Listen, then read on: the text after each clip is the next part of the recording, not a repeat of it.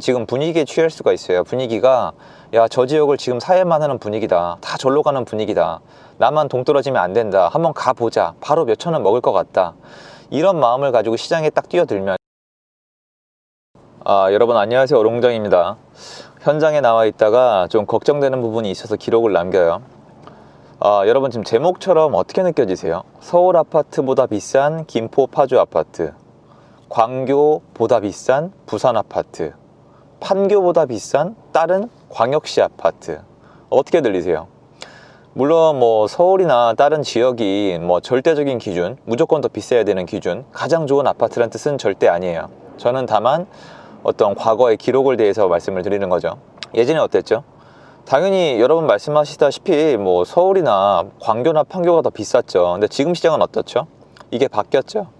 일단 이게 왜 이런지 설명을 드릴게요. 여러분이 지금 가끔 이런 말씀을 하세요. 야, 요새 저기 비규제 지역 아파트가 미쳤다. 서울보다 더 비싸다. 이런 말씀을 하시는데 그거는 이유가 있는 거예요. 비정상이 아니라. 시장에는 단기적 가치가 있고 장기적 가치가 있어요. 장기적 가치는 뭘까요? 미래로 갈수록 가치가 올라갈 거라는 믿음. 미래로 갈수록 여기에 더 많은 수요가 밀릴 거라는 믿음. 미래로 갈수록 더 좋을 거라는 과거의 통계가 장기적 가치예요. 상당히 안정되어 있죠. 예를 들어서 서울의 땅을 가져라. 서울의 땅을 가지고 있으면 지지 않는다. 왜 그럴까요? 통계를 보면 서울의 땅값은 내린 적이 한 번인가 두 번밖에 없어요. 기록상. 물론 실질적으로 땅마다 다르겠죠. 통계상 그렇다는 겁니다. 그런데 단기로 봤을 때 어떨까요? 단기로 봤을 땐 모르죠. 거래사라마다 다르니까. 그러니까 장기로 봤을 때는 서울 같은 곳이 확실히 과거 역사를 봤을 때 좀 더 안전성이 있다는 거예요. 근데 지금 시장은 어떨까요? 지금은 단기적 가치를 봐야 돼요. 왜 단기적 가치를 봐야 될까요? 입지가 좋다 나쁘다가 아니라 여러분, 살 수 있는 아파트가 있고 살 수 없는 아파트가 있어요. 자, 여러분이 서울 아파트를 갖고 싶어요? 광교, 판교 아파트를 가지고 싶어요. 그런데 매물도 없고 대출도 안 나오고 내가 돈도 없어요. 그리고 전세도 없어요. 그럼 어떻게 하실까요? 살 수 없죠. 불가능에 가깝습니다. 그런데 규제 지역이 풀린 대로 가면 어떻죠? 대출도 나오고 아직 가격도 저렴하고 그리고 뭐 이거저거 모든 게 수월하잖아요. 그러면 내가 장기적 가치는 좋지만 살 수 없는 것과 장기적 가치가 상대적으로 좀 떨어지지만 살 수 있는 것 중 여러분은 뭘 선택하시겠어요? 지금 단기적 가치를 선택하고 계시는 거예요. 그러면 여기서 주의해야 할 점이 한 가지 나옵니다. 모든 것이 다시 동등해졌을 때, 뭐 예를 들어서 규제 지역으로 다 묶인다던가 아니면 새로운 어떤 뭐 규제가 다시 나온다던가 이런 경우에 어떻게 해야 될까요? 분명히 모든 지역이 다시 동등해지면 제가 봤을 때 예전의 평가로 돌아가지 않을까요? 그럴 가능성이 좀 높습니다. 물론 규제가 언제 다 같아질지 아니면 뭐 어떤 규제가 또 나올지는 모르겠지만요. 자, 그러면 이 생각을 하셔야 돼요. 과거의 사례를 봤을 때 이 지역의 특별한 호재, 이 지역에 어떤 굉장히 뭔가를 바꿔놓을 특별한 일이 없다면, 기존과 비슷하다면, 그죠? 기존과 비슷하다면 얘가 나중에 가치가 다시 평균화 되었을 때 괜찮을까? 이런 건 괜찮아요. 내가 지금 김포나 파주나 아니면 천안이나 비규제 지역의 아파트를 샀어요. 좀 비싸게 샀는데 알고 보니까 내가 옛날에 살라고 했던 서울 아파트보다 비싼 가격에 산 거예요.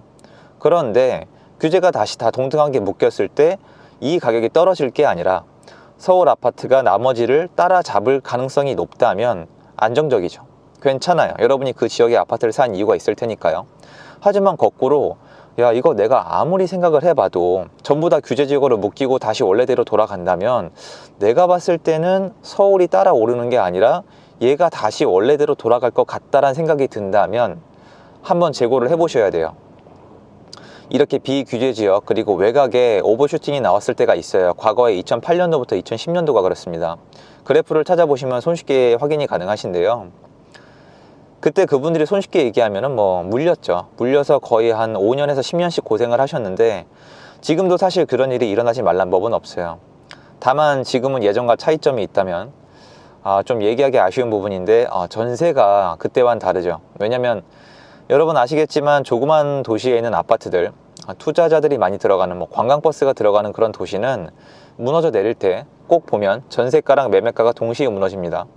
우르르 들어갔다가 우르르 빠져나가니까 아주 엉망진창이 되는 거죠.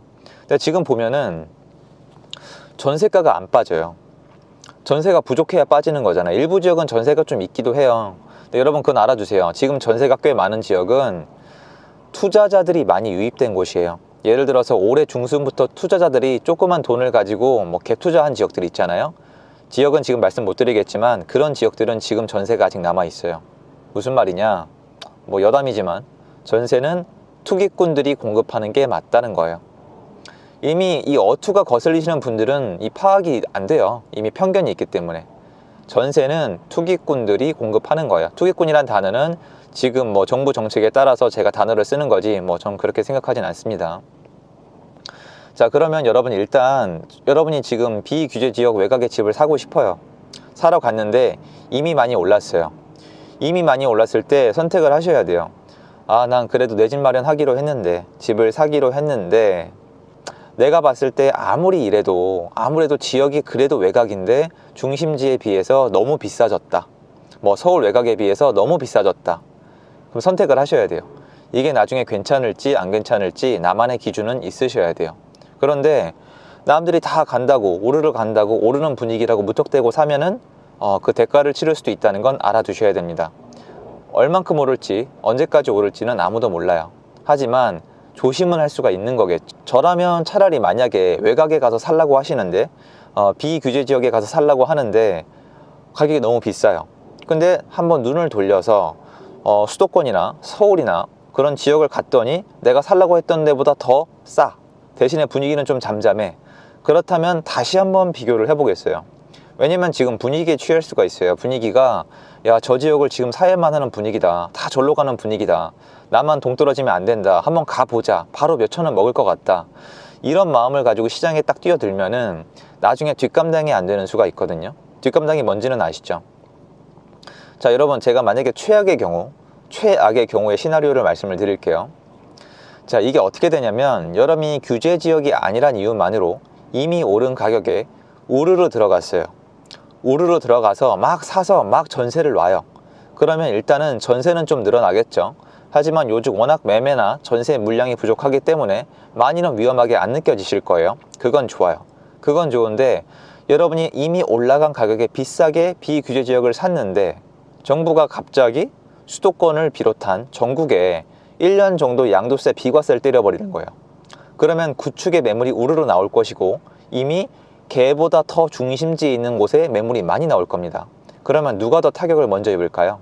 그렇죠. 단기적 가치 상승, 규제 때문에 단기적으로 상승한 곳부터 먼저 타격을 받죠. 왜? 그 돈을 가지고 더 이상 거기 갈 것이 아니라, 그죠? 이미 매물이 많이 나오고 있는 수도권으로 다시 올 확률이 높기 때문이에요. 그러니까 어떤 규제가 나오든 만약에 공급을 해주고 수요를 충족시켜줄 수 있는 대책이 나온다면 충격은 거꾸로 지금 단기적 규제 때문에 상승한 지역이 먼저 받을 가능성이 있다는 거죠. 쉽게 얘기하면 리스크가 크다는 겁니다. 그럼 하지 말라는 거냐? 그건 여러분이 선택을 하셔야 돼요. 제가 선택할 수는 없겠죠. 제가 그걸 다 맞출 수 있으면 지금 굉장히 큰 거부가 되어 있겠죠. 하지만 저는 여러분께 아까 얘기한 부분은 안 놓쳤으면 좋겠어요.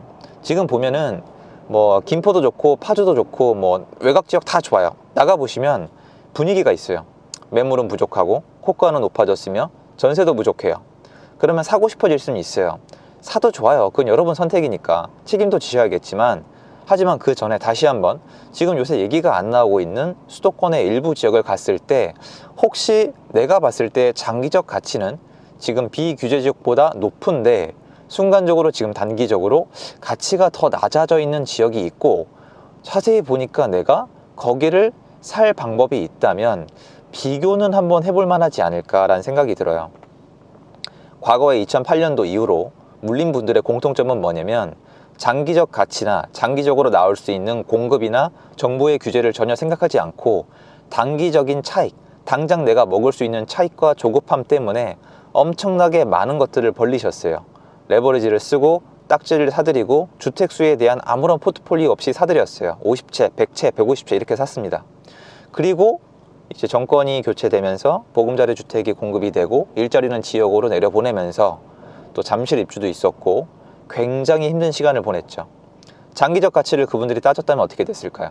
만약에 단기적으로 당장 먹을 수 있는 어떤 투자자들이 좋아하는 단기적인 딱지나 아니면 뉴타운으로 지정될지도 모르는 그런 빌라가 아니라 장기적 가치를 보고 입지가 우수한 아파트를 샀다면 어떻게 됐을까요?